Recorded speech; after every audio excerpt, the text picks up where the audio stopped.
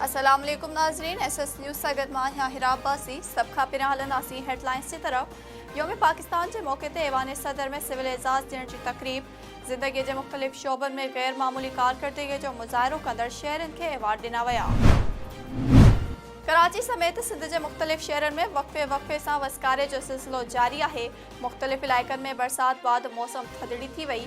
मौसमियात खाते जो चवण है तो मुख़्तलिफ़ शहरन में सुभाणे भी वसकारे जो इम्कान है।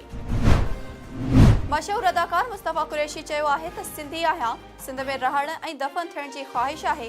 फिल्म इंडस्ट्री की तबाही की जिम्मेवार पाकिस्तान हुकूमत है। मुल्की तारीख़ में शहीद ज़ुल्फ़िकार अली भुट्टो और शहीद बेनज़ीर भुट्टो का सवाइ कंहिं भी हुक्मरान फिल्म इंडस्ट्री की वाहर न कई है। नाज़रीन, वक़्त जो हेडलाइंस, ख़बरुन और अपडेट्स के लिए ॾिसंदा रहो सिर्फ़ SS न्यूज़।